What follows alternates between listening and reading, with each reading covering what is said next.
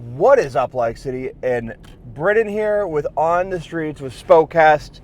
That's the official name. I think it just makes more sense for it to be called On the Streets with Spokast and On the Streets with Brennan, because I'm still going to be putting this on the Spokast channel. I'm going to be putting this on my Instagram. That's Spokast Podcasts. And so, oh fuck. And I just spilt all over myself because I don't have my cup holders in here. God damn it. I'll be right back. Thank God for me or Abby. I had napkins in my glove compartment to clean up the spill that spilt on me. But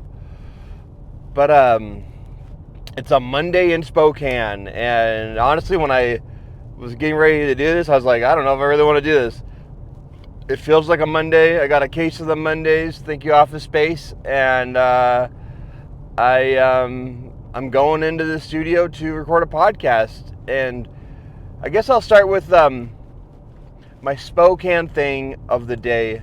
And I don't have like a great Spokane Thing today. I didn't do any research on this. I want to first shout out Inlander. Thank you for resharing my story. Or my post about them and about the Inlander coming out on Thursday. You can pick up an Inlander any day of the week, and it's usually pretty topical no matter which day. So keep on grabbing those Inlanders. But honestly, the Spokane thing right now is just the weather. It's 46 degrees right now in Spokane, and we got snow last week, which was nice.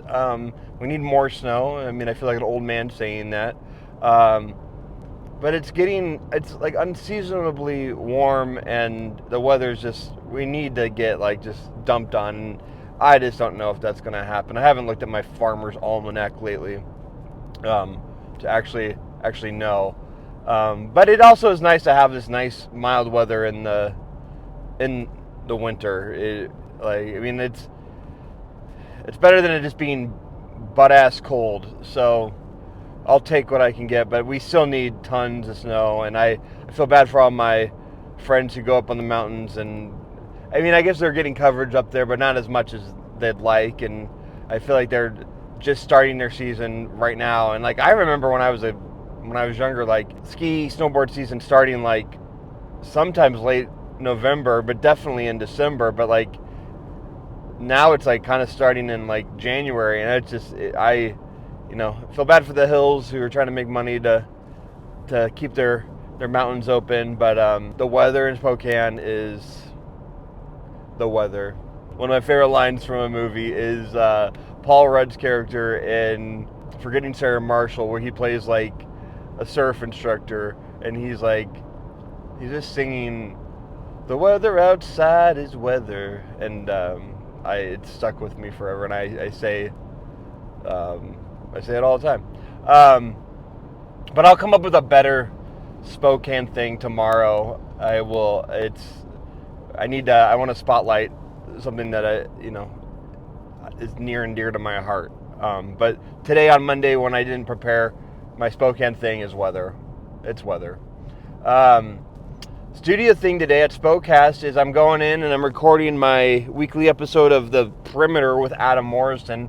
Going to be recapping the single Santa Clara game that happened last week. It was a good game. I went to it, got to watch it in person, and honestly, I forget what the highlights of it. I just know that we beat them, and it wasn't as close as we all thought it would be after having tight games against San Diego, Seattle U. So it was good to get a nice win. Graham Ike went off. I know that he had a career high for Gonzaga with like 34, 35 points. He was like 2 points off of his career high from a game he had in Wyoming. And then we're going to talk about this week against WSU and Seattle U. Then we'll be going to Climb Up Pledge to face Seattle U, and hopefully have that be a game that isn't as close as it was when it was at home at the Kennel. but also going down to WSU is always, it always seems like it should be a tough game because the students show up, more people show up for that game. I know a lot of Gonzaga fans are starting to like buy tickets to those games down there, and I want to go down, but I haven't jumped on it yet. I might consider it like closer to the day, but it's WSU is like a weird one versus Gonzaga because it's like a rivalry, but I can't remember the last time WSU beat Gonzaga. I should know this from my podcast, and I'm going to look it up when I get there. I think my stat of the day is going to be Gonzaga's record against WSU, which I don't think favors Gonzaga because they've played each other so much over the last 100 years. But over the last 20 years, they might have got us once, maybe. And I know I'm saying us and we and all those things. Like, I'm not on Gonzaga's basketball team. I'm not part of the program or anything like that. But I'm a huge Zags fan. I have been since the very first run in '99. So I guess that would technically make me a bandwagoner back then. But I've hung with them since then, I would say. And being able to do the podcast weekly with Adam is awesome, just because we get to talk to one of the legends of Gonzaga about the games each week and kind of pick his brain. And this season has been fantastic. We've picked up a lot more listeners, a lot more interaction on social media. We are going to be having a giveaway soon for tickets to a Gonzaga game, which we haven't even announced on that podcast yet, but we will be announcing it either today or next week. So yeah, go follow along there and stay up to date on all. I know most of the people that listen to this are probably Gonzaga fans. And yeah, we'll be winning tickets to a home game at the Kennel. One of the last games probably against WCC. And so yeah, I'm going in the studio to record that. Got some other work to do there, and then I back home to pick up the kids and get them to basketball practice tonight. And then my pop culture thing of today is the Golden Globes. Golden Globes were last night. Most of the people I wanted to win won. Like I said, it was between Leo and Timothée Chalamet for Best Actor, and I was hoping for Leo, only because Leo was up for that award so many times over his career, and he didn't win until he won in 20 in the mid 2010s for The Revenant, and I want to say it's 2017, but it could be 2019, or it could be even 2013. I don't know when The Revenant came out. Really good movie.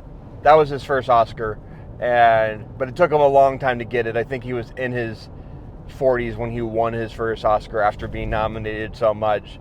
And to see Timothée Chalamet win for Marty Supreme at the age of 30 is awesome. I think Timothée Chalamet is totally deserving, but he got that Oscar right before Leo ever won it, and so I'm sure when Leo's the young kids are winning the Golden Globes now, I'm sure he's happy for him, but I'm sure he also still won it because Leo's performance in One Battle After Another is amazing, and so is Timothée Chalamet's and Marty Supreme. Both great, both deserving, and it'll be interesting to see how the Oscars shake out this year, especially with Michael B. Jordan being in there with Sinners, hopefully, and a handful of other great actors that had really good roles last year. But that's not what I'm talking about here. I already talked about that. I am today talking about the TV shows, like I said I was going to talk about last week, and I watch a lot of TV shows. I watched a lot of TV shows in 2025. I cannot list them all. I do not have a favorite, I would say. I love...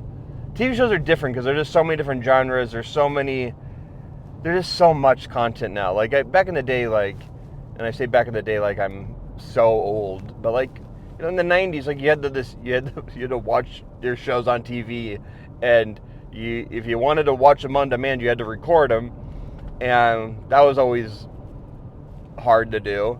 And now with streamers, they're just like, there's new shows popping up every day, and there's shows like that everyone's like, oh, you should watch this or you should watch that, and there's just so much to choose from, and like, I like to have a healthy balance of dramatic and comedy and reality in there. And I gotta say, of the shows I watched, the two that won for best comedy TV show and best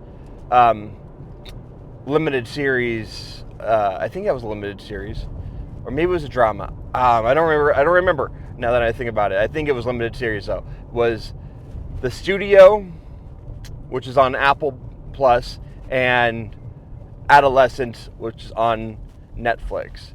Two entirely different shows, like on the spectrum of like emotions, like being happy and like depressed. It's like it runs the entire, like, The Studio is satire comedy. It's about a Hollywood studio in Hollywood, but it's about a studio head, Seth Rogen, who it just like kind of just follows his like first year of running this studio, and it's a satire because it really does make fun of the industry in Hollywood and how just different stereotypes of Hollywood actors and how award shows work and how being on the set works, and this very like high, like elevated, not, I wouldn't say elevated comedy, but like it's just like the scenarios they put in are very like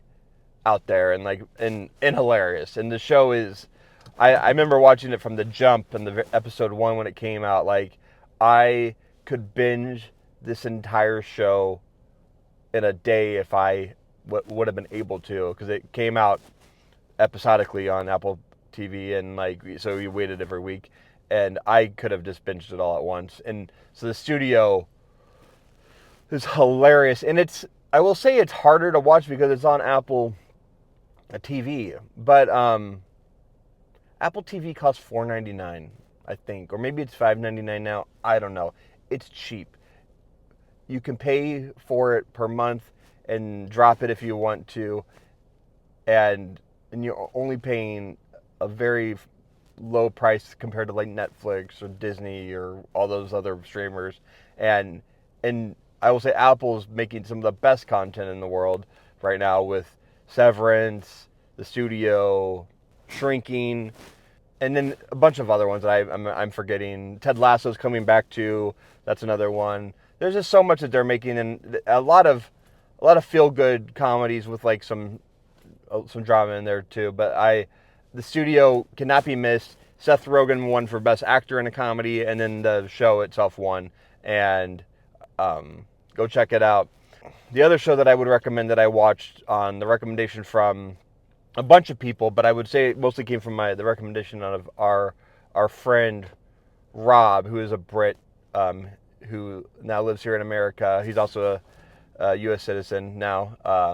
But Adolescence is a super interesting show. It will rip your heart out. It will make you cry. It is the most unique show that came out last year, in my opinion, because it's only 4 episodes, but every episode is shot from a different perspective of a character or a scene or a time that is happening when this kid, this young 14-year-old kid, has been arrested for murdering another peer.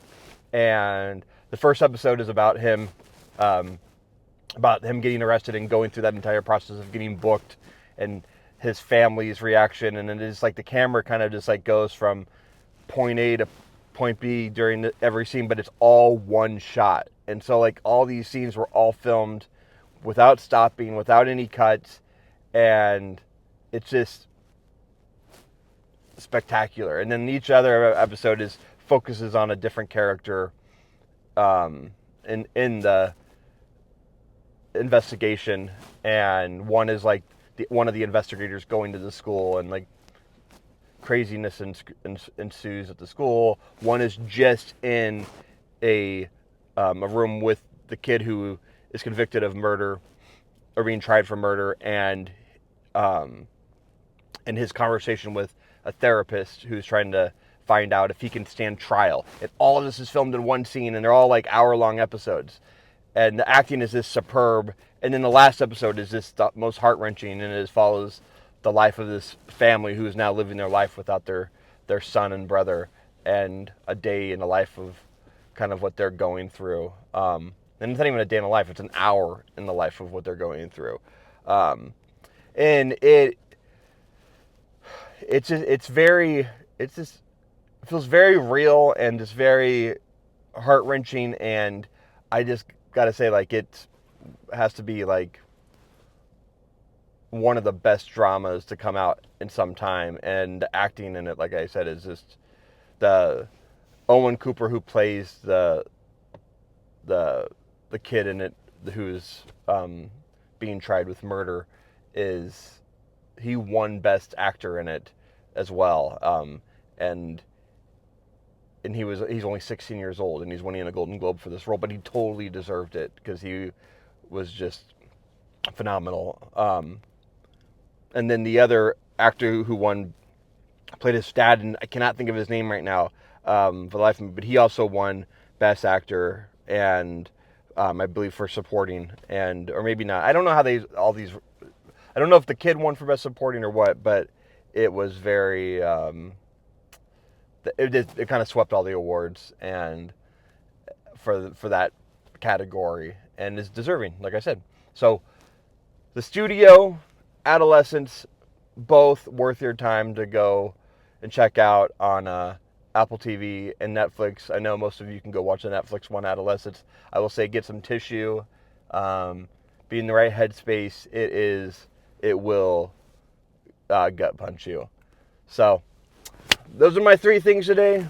The weather in Spokane, the perimeter with Adam Morrison, recording that in the studio today, and then finally my recommendations. The Golden Globes already did its job recommending them to you.